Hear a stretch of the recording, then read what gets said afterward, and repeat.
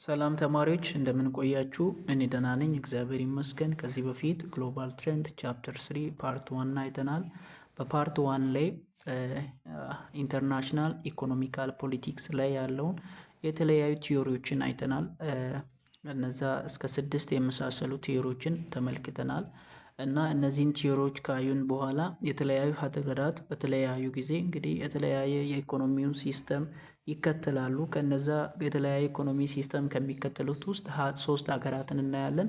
አሜሪካ እና ጃፓን እና ጀርመንን ብለናል። ከአሜሪካ ሲስተም እንጀምራለን።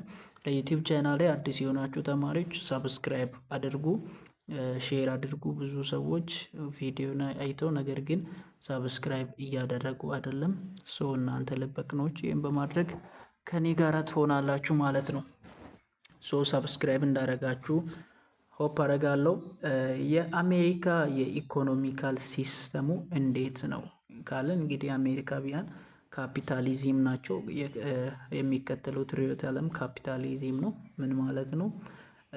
ያለምንም መንግስት ጣልቃ ገብነት አንድ ግለሰብ ሀብታም መሆን ይችላል፣ መነገድ ይችላል፣ ኢንዱስትሪ ይሁን የተለያዩ ካምፓኒዎችን በመክፈት እንደፈለገበት ሀብታም መሆን ይችላል የሚል ነው እና ጎል አለው። ይሄ እነዚህ ሀገራት ካፒታሊዝም የምንላቸው አሜሪካ ህዝብ ይሄን በሚከተሉበት ጊዜ አንደኛ የተለያዩ ሰዎች ተጠቃሚ የሆኑ በጣም ደስተኛ እንዲሆኑ በሰራበት በተቻለበት መጠን ሁሉ ሀብታም እንዲሆን አስማቸስ በቃ ፖሲብል በተቻለው መጠን ሰርቶ እንዲያድግ ነው ዋና አላማው ማለት ነው። እና ሌላኛው ደግሞ ከጎቨርንመንት አንፃር ገቨርንመንት ምን አይነት ጣልቃ ይገባሉ ወይ በአሜሪካ ኢኮኖሚካል ሲስተም ላይ ገቨርንመንት ጣልቃ ይገባሉ ወይ በሚልበት ጊዜ ብዙም ጣልቃ የሚገባ አይደለም። ኦልሞስት ጣልቃ የማይገባ ነው። መንሊ ፊክስ ማርኬት ፌለር ብሬክ አፕ ሞኖፖሊሲ እና ምንም አይነት የመንግስት ጣልቃ ገብነት የሚታይበት የኢኮኖሚ ሲስተም አይደለም። ከቢዝነስ አንፃር ምን ይላሉ? ኢፍ ኢት ኢንክሪዝ ፕሮፊት እነሱ ያትርፋቸው እንጂ አንድ ግለሰብ የሚሰራው ያትርፈው እንጂ ምን ማድረግ ይችላል? በተለያዩ ሀገራት ላይ በመሄድ ፋክተር ብሮድ የተለያዩ ሀገራት ላይ ምናምን ፋክተሮችን መስራት ይችላል። የተለያዩ ካምፓኒዎችንም እንዲሁም ማድረግ ይችላል እሱ ያትርፈለት እንጂ የሚል ነው። ነገር ግን ከላይ ከታች የምንመለከታቸው ነገሮች ከዚህ በጣም ምን የሆኑ ናቸው? በተቃራኒው ናቸው። የጃፓኑ ማለት ነው። እንግዲህ ከአሜሪካው አንፃር የጃፓን ሲስተም በጣም ምንድነው ስትሮንግ ነው። መንግስት ኮምፕሊትሊ ጣልቃ ገብቶ የሚተዳደርበት ነው የኢኮኖሚውን ሲስተም። ስለዚህ ዲቨሎፕመንታል ካፒታሊዝም ይባላል። ካፒታሊዝም ናቸው ነገር ግን ዲቨሎፕመንታል ናቸው። ምን ማለት ነው? ለምሳሌ ጃፓን የሆነ ጊዜ በአሜሪካ ላይ የተለያየ ከአሜሪካ ጋር ጦርነት እንግዲህ አድርጋ አሜሪካ ቦምብ ጥላባት እንደነበረ ታውቃላችሁ። ከዛ ጊዜ ጀምሮ ጃፓን ሀሳቧን ወደ እድገት ጉዞ በማዘዋወር ሰው እንዴት ላድግ እችላለሁ የሚለውን ሀሳብ በማሰብ ወደ ዲቨሎፕመንታል ካፒታሊዝም የሚለውን ሀሳብ መከተል ጀምራለች። እና ጎሉ ምንድነው? ያን ናሽናሊዝም የነሱ ማንነት ስትሬንጅ ማድረግ ነው። ጃፓንነታቸውን ስትሬንግ ማድረግ ነው እና ማህበረሰባዊ ስምምነቶችን መፍጠር ነው። ጃፓናዊያን ጣልቃ ገብቶ የኢኮኖሚውን ሲስተም ኮንትሮል የሚያደርጉበት ጎሉ እና ዌስተርን ፓርቱን ምን ማድረግ ነው? ኮንትሮል ማድረግ ነው። እና ገቨርንመንት ካለው ተሳትፎ አንፃር በኢኮኖሚው ዓለም በጣም ቢግ እና አክቲቭ ነው። ትልቅ እና አክቲቭ የሆነ ምን አላቸው? ፓርቲሲፔሽን አላቸው። እና ኢንዱስትሪውንም ይሁን ምን ያደርጋሉ? ጋይድ ያደርጋሉ። በሀገሪቷ ውስጥ የሚገኘውን እና ፕሮቴክት ያደርጋሉ የተለያዩ የስራ ሴክተሮችን እንዲሁም ቢዝነስ ኤሪያዎችንም ምን ያደርጋሉ? ኮንትሮል የሚያደርጉ ናቸው። እና የሚከተሉት ቢዝነስ ሂስታይል አላቸው። እና የተለያዩ ካምፓኒዎችን ይሁን ባንኮችን ይሁን ወርከር ኤሪያዎችንም ይሁን ኮንትሮል በማድረግ አጠቃላይ በሀገሪቷ ላይ የሚገኘውን የኢኮኖሚውን ስርዓት የሚከተሉ ናቸው። እና ያለው የኢንዱስትሪ ፖሊሲ ደግሞ በጣም ስትሮንግ ነው። ከስቲል አንስቶ እስከ ኤሌክትሮኒክስ እና እስከ ካር ትልልቅ መኪናዎችን ቢሆን የተለያዩ የኤሌክትሮኒክስ እቃዎችን ከሞባይል ስማርትፎን፣ ላፕቶፕ፣ ዋቴቨር ኤሌክትሮኒክስ የምንላቸውን የተለያዩ ማኒፋክቸር የሚደረጉ ማቴሪያሎችንም ኮንትሮል ከማድረግ አኳያ ኢንዱስትሪያል ፖሊሲያቸው በጣም ምንድነው ስትሮንግ ነው ማለት ነው። ሌላኛው ደግሞ የጀርመን ነው። ኦኬ ሌላኛው ደግሞ የጀርመን የኢኮኖሚው ሲስተም እንዴት ነው ከተባለ እንግዲህ እነሱ ካፒታሊዝም ነው፣ ነገር ግን የሶሻሊክ ማርኬት የሚከተሉ ካፒታሊስቶች ናቸው። ምን ማለት ነው? ጣልቃም ይገባሉ ማለትም አንዳንድ ጊዜ ጣልቃ የሚያገቡባቸው ኤሪያዎች አሉ፣ ምክንያቱም እነሱ ካፒታሊስቶች ስለሆኑ። ነገር ግን የድሃው ማህበረሰብም እንዳይጎዳ ብሎ የሶሻል ማርኬቲንግን ሲስተም ይከተላሉ እና ዋና ሀሳባቸው ምንድን ነው? የማርኬቲንግ ሲስተሙን ማለትም መግዛቱንም መሸጡንም ትርፍ ማግኘቱንም ማርኬቲንግ እንለዋለን። እና ይሄ ማርኬቲንግ ሲስተሙን ምን ማድረግ ነው? ኢፊሽንሲውን ማሳደግ ነው። ከምን አንጻር? የማህበረሰቡን ሰላም ከማስጠበቅ አንጻር። ለምሳሌ ከላይ የተመለከትነው የአሜሪካዎቹ ለምሳሌ በቃ ሀብታሙ አንድ ሀብታም ሰው ይሁን እንጂ ድሃው የፈለገ ይሁን ኢዝ ኖት ማተር። ስለዚህ ያን ነገር ባላንስ ከማድረግ አንጻር ጀርመናዊያን ምንን ነው የሚከተሉት? ሶሻል የሆነ ማርኬት ሲስተም ይከተላል በካፒታሊዝም ውስጥ ማለት ነው። እና የጀርመን መንግስት በኢኮኖሚያቸው ላይ ያላቸው ሮል ወይም ሚና በጣም ስትራቴጂክ ነው። እና ይሄ ማለት ደግሞ እንደ ጃፓን በጣም ጠንካራ የሆነ አቋም አላቸው ማለት ሳይሆን፣ ነገር ግን ስቴብል የሆነ በጣም የተረጋጋ ስርዓትን ከመፍጠር አኳያና እንዲሁም ሰራተኞችን ከመበዝበር ከማዳን አንጻር ላይ የተለያየ ሮል አላቸው ማለት ነው። እና ከሚከተሉት ቢዝነስ አንጻር እንግዲህ ምንድነው? ኮዲተርሚኔሽን ኤንድ ወርከር ኤንድ ማናጅ ሼርድ ቦርድ ሴት እና ይሄ ሰራተኞቹም ጋራ ይሁን ሰራተኞቹንም ማኔጅ ከማድረግ ጋራ አብሮ ነው የሚሰሩት። እና ባንክን ደግሞ ሲሪየስሊ ምን ያደርጋሉ? ኮንትሮል ያደርጋሉ ማለት ነው። የባንክ ሲስተሙን በሀገራቸው በዛ በጀርመን ሀገር ላይ የሚገኘውን የባንክ ሲስተሙን ነው በጣም ፎከስ አድርጎ ኮንትሮል የሚያደርጉት። እና ከኢንዱስትሪው አንጻር ሊሚት ያደርጋሉ ማለትም ከኮል እና ከይሄ የተለያየ ምንድነው መርከቦችን እና ሪሰርቾች የተለያዩ የኮል የድንጋይ ከሰል ነው ከእንደዚህ አይነት ነገሮችን በኢንዱስትሪ ኤሪያ ላይ ምን ያደርጋሉ? ፖሊሲ ያወጣሉ እንጂ ከሌሎች አይነት ኢንዱስትሪ ላይ ፖሊሲ ከማውጣት አንጻር ሊሚትድ የሆኑ ሀገራት ናቸው። እንግዲህ በዓለም አቀፍ ላይ የሚገኘውን የፖለቲካውና የኢኮኖሚውን ሲስተም ማኔጅድ የሚያደርጉ የተለያዩ ዓለም አቀፋዊ ወይም ኢንተርናሽናል ኦርጋናይዜሽኖች አሉ። ከነዚያ ኢንተርናሽናል ኦርጋናይዜሽኖች ውስጥ 3 ኢንተርናሽናል ኦርጋናይዜሽኖችን እናያለን። እነዚህ ዓለም አቀፍ የኢኮኖሚውንና የፖለቲካውን ሲስተም እንዴት እንደሚቆጣጠሩ ነው። የመጀመሪያው ወርልድ ትሬድ ኦርጋናይዜሽን የሚባሉት ናቸው። ሁለተኛው ደግሞ ወርልድ ባንክ የሚባለው ነው። ሶስተኛው ደግሞ IMF የሚባለው ነው። ከኢንተርናሽናል ትሬድ ማለትም ከወርልድ ትሬድ ኦርጋናይዜሽን ስንጀምር፣ ወርልድ ትሬድ ኦርጋናይዜሽን ስንል የዓለምን ኢንተርናሽናል ዓለም አቀፋዊ የንግድ ምኖችን ትስስርን ወይም የንግድ ተለዋዋጭነትን የሚቆጣጠር ነው። ምን ማለት ነው? ኤክስቼንጅ ኦፍ ጉድስ አንድ ሀገር ከሆነ ሀገር የሆነ ነገር ስትገዛ የሆነች ሀገር ደግሞ ለሆነች ነገር ስትሸጥ ወይም በተለያዩ ሀገራት ላይ መካከል ያለውን የተለያዩ ኤክስቼንጅ ኦፍ ጉድ የእቃዎችን የንብረቶችን መለዋወጥንና በተለያዩ ሀገራት እንዲሁም በተለያዩ ሀገራት ላይ የሚገኘውን ኤክስቼንጅ ኦፍ ጉድን ማኔጅድ የሚያደርግ ኢንተርናሽናል ኦርጋናይዜሽን ነው። እና ይሄኛው ኢንስቲትዩሽን ወርልድ ትሬድ ኦርጋናይዜሽን የምንለው በ1995 ነው የተፈጠረው። እና ይሄን መንግስት GATT የምንለውን ኦርጋናይዜሽን ነበረ ሪፕሌስ ያደረገው። ወደ 150 የሚጠጋ ሜምበርስ አሉት በእንደዚህ ኤሪያዎች ላይ። እና ይሄ ወርልድ ትሬድ ኦርጋናይዜሽን የሚሰራው አንደኛ ለዓለም አቀፍ ለንግድ ኤክስቼንጆች ወይም አንድ ሀገር ከሌላ ሀገር ለምታደርገው ኢምፖርት እና ኤክስፖርት ሲስተሞች ምንን ሩልን ህግን ያወጣል፣ የተለያዩ ውሳኔዎችን ይሰጣል።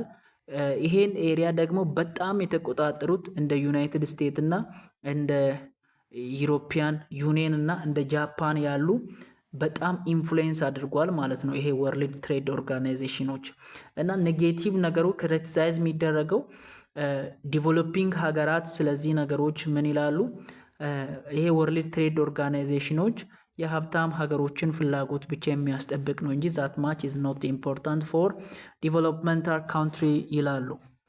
ሌላኛው ደግሞ የዓለም አቀፍን የኢኮኖሚውን የፖለቲካውን ሲስተም የሚቆጣጠሩ ዓለም አቀፍ ወይም ወርልድ ባንክ የምንለው ነው። ይሄ ዋና ስራው ኢንተርናሽናል ኢንቨስትመንቶችን ማድረግ ነው። ማለትም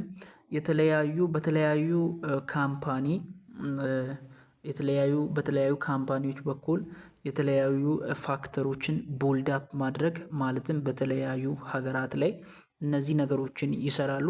እና ይሄን የሚቆጣጠረው ኢንስቲትዩሽን ወርልድ ባንክ ነው።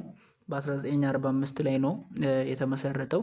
እና ይሄ ወርልድ ባንክ ዋና ስራው ከላይ ለማለት እንደሞከርኩ የተለያዩ ብድሮችን ይሰጣሉ እያደጉ ለሀገራት እና ለመንገድ፣ ለትምህርት ቤት፣ ለጤና እና ለተለያዩ ኮርፖሬሽኖች ይሄን ነገር በመስጠት በዓለም አቀፍ የኢኮኖሚውና የፖለቲካውን ሲስተም የሚቆጣጠሩ ናቸው። እና የሚተችበት ነገሮች አሉት ይሄ ወርልድ ባንክ ሲስተም።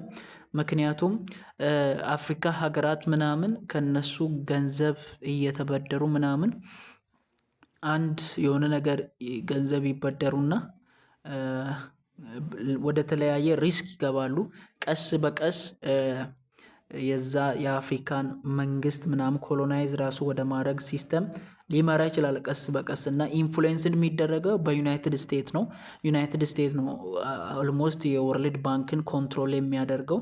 ሶ ይሄ ዩናይትድ ስቴትስ ኮንትሮል ስለሚያደርግ ዩናይትድ ስቴትስ ሳምት የሆነ ነገር ለማግኘት ስትል የሆነ ነገር ሰጥታ ብዙ ነገሮቿን ልትይዝ ትችላለች የድሃ ሀገራችን።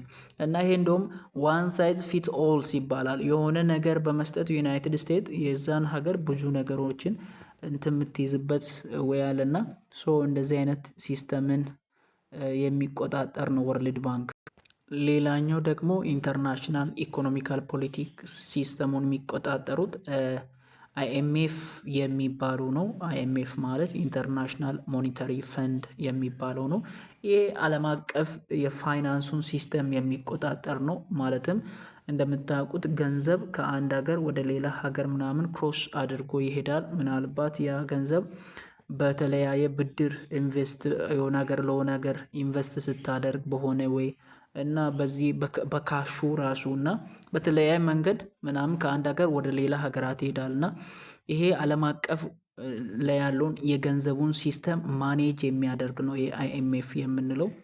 እና ኤክስቼንጅ ሲደረግ ምናልባት ከሁለት አይነት ፓርት አለው። አንደኛ ሞኒተሪ ሲስተም የሚባል ነው። ይሄ ሞኒተሪ ሲስተም የሚባለው ኤክስቼንጂንግ ሬት ቢትዊን ቱ ከረንሲ ምን ማለት ነው? የኢትዮጵያ ገንዘብ አሁን አሜሪካ ጋር በአሜሪካ ገንዘብ ከአሜሪካ ዶላር ጋር ስንት ገንዘብ ይኖረው፣ ፓውንዱ ከኢትዮጵያ ገንዘብ አንጻር ስንት ይኖረው፣ ምንዛሬው ሲስተሙ ምን አይነት ይሁን የሚለውን የሚቆጣጠር ነው ይሄ አይኤምኤፍ ሲስተም የሚባለው። እሱ ብቻ ሳይሆን ክሬዲት ሲስተሙን የሆነ ሀገር የሆነ ነገር ከተበደረ በኋላ በምን አይነት ይከፍል፣ እንዴት ይክፈል፣ ምን ያክል ይክፈል የሚለውንም የዓለም አቀፉን ሲስተም የሚቆጣጠር ነው ይሄ አይኤምኤፍ የምንለው። እና ይሄን ሲስተም የሚቆጣጠረው እንግዲህ እንዳልኳችሁ ኢንተርናሽናል ሞኒተሪ ፈንድ ወይም አይኤምኤፍ የምንለው ነው። ወደ 184 ሜምበሮች አሉት። እና ተሰሚነት በዚህ ኢንስቲትዩሽን ላይ ተሰሚነት የሚኖረው ለዛሃ ለአይኤምኤፍ ለምንለው ድርጅት ለተለያየ ጥቅም እንዲውል የሆነች ሀገር ትልቅ ገንዘብ ስታወጣ ያቺ ሀገር ምን ይሆናታል? ትልቅ ተሰሚነት ይኖራታል በአይኤምኤፍ ሲስተም ላይ። ዩናይትድ ስቴትስ እንግዲህ በጣም ተሰሚነት ያላት ሀገር ናት በአይኤምኤፍ ኢንስቲትዩሽን ውስጥ እና ወደ 17% አራት የሚጠጋ የመሰማት እንትን አላት አቅም አላት ከ184 ሀገራት ውስጥ ማለት ነው። ሶ በጣም ብቻዋን 17% አራት መያዟ በጣም ትልቅነት ነው። ሶ ኔጌቲቭ ነገር አላት። ኔጌቲቭ ነገሯ ደግሞ ምንድን ነው? ይሄ አይኤምኤፍ የምንለው ድሃ ሀገራትን በጣም ፔንፉል የሆነ ኢኮኖሚካል እና ፖለቲካል ኤክስቼንጅ እንዲኖር አድርጓታል። ምክንያቱም አንዱ የአሜሪካ ዶላር በአሁን ሰዓት ላይ ወደ ኢትዮጵያ ሲመጣ ከ200 ብር በላይ ነው። ሶ በእንደዚህ አይነት ፉል እያደጉ ላሉት ሀገራት ፔንፉል የሆነ ኤክስቼንጅ ሲስተም ከማድረግ አንጻር ኔጌቲቭ ኢምፓክት አለው። አሁን ደግሞ ኤክስቼንጂንግ ሬት የሚለውን አይተን ዩኒት ፎርን ዩኒት ስሪን እዚህ እንጨርሳለን።